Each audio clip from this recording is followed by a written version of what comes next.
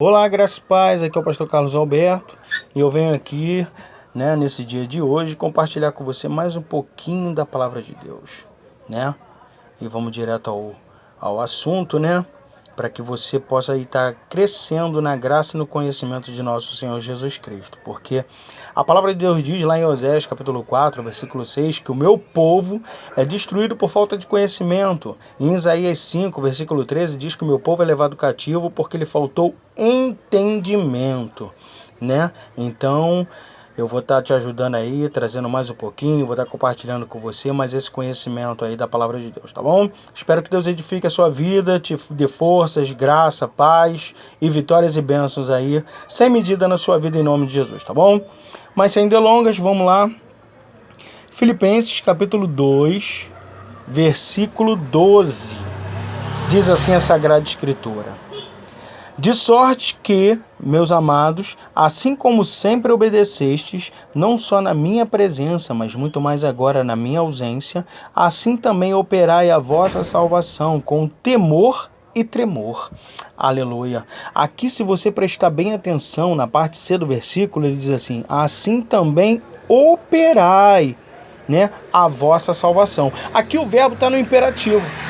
O que isso denota, pastor? Denota que nós devemos desenvolver a nossa salvação. E o que isso quer dizer? Quer dizer que você tem que dar sentido à sua vida, completando, aquilo que Cristo iniciou.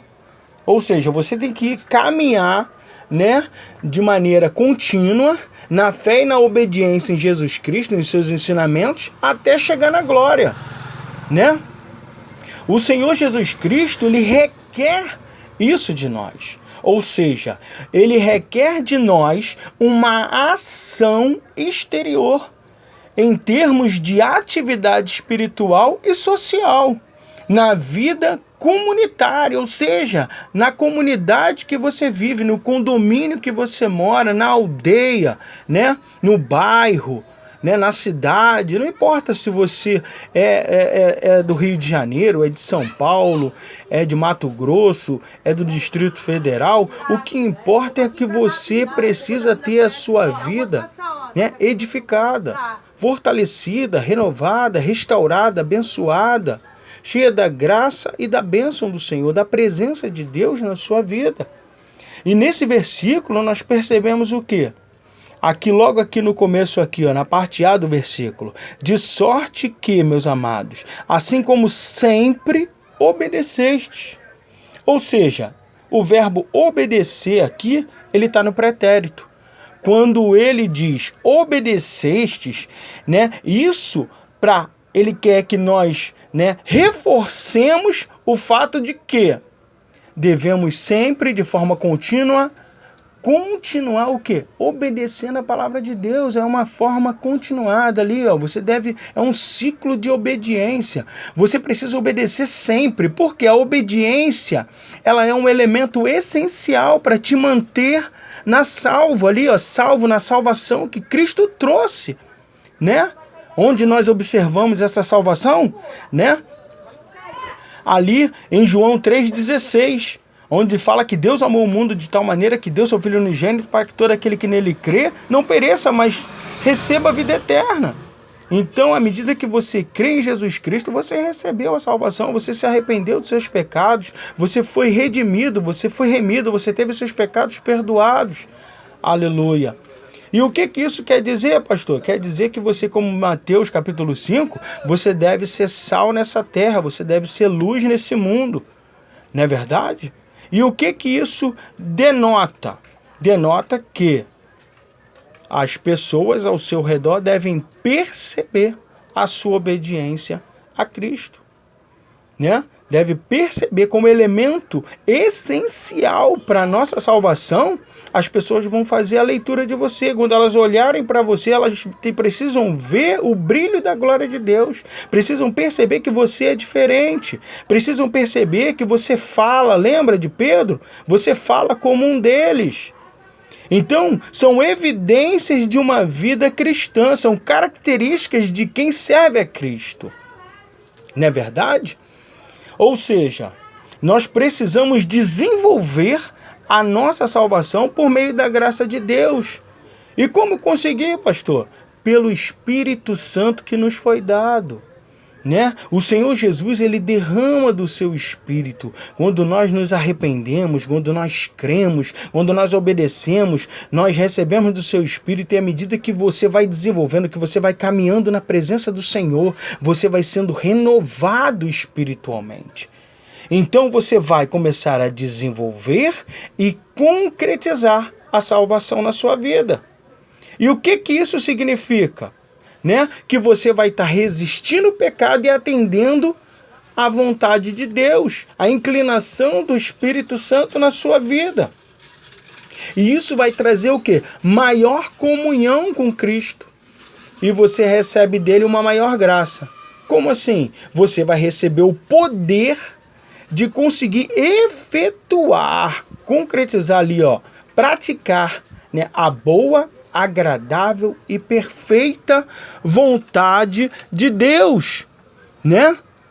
Na sua vida, né? Jesus Cristo, ele quer que nós cultivemos o temor e tremor. Pois todo filho de Deus deve possuir um santo temor que o faça tremer diante da palavra de Deus. Isaías 66, versículo 2 diz assim, porque a minha mão fez todas estas coisas, e todas essas coisas foram feitas, diz o Senhor, mas eis para quem olharei, para o pobre e abatido de espírito, que treme diante da minha palavra. Aleluia.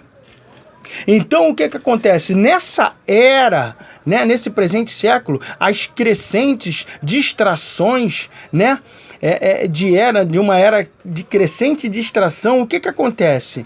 É fundamental encontrarmos meios de nos manter focados,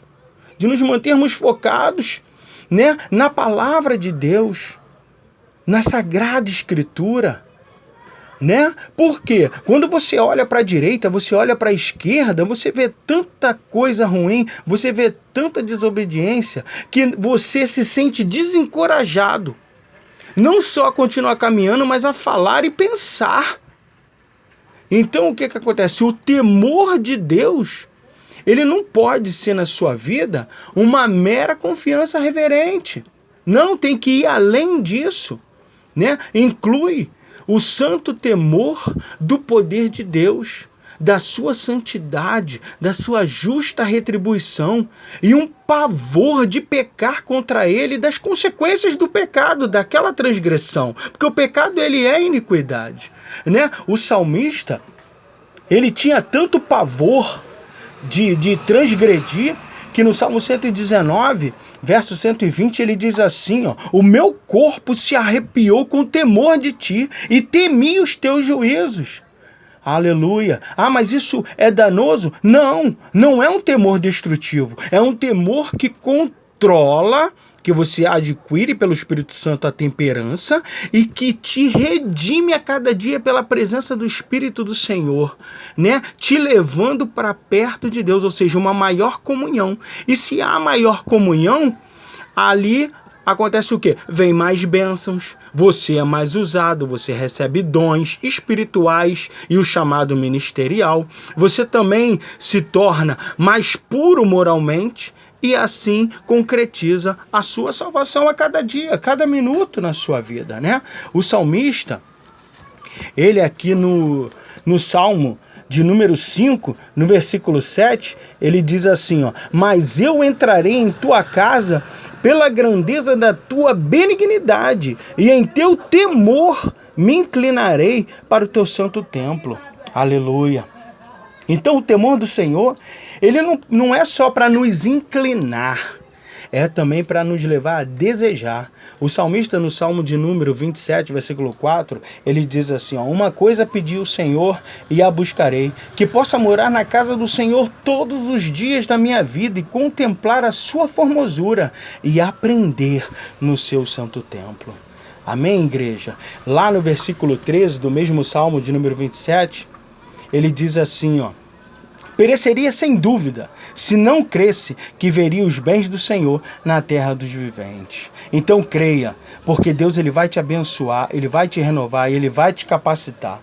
Então somente creia e verás a glória de Deus. Amém? Que Deus abençoe a sua vida, a sua família, em nome de Jesus.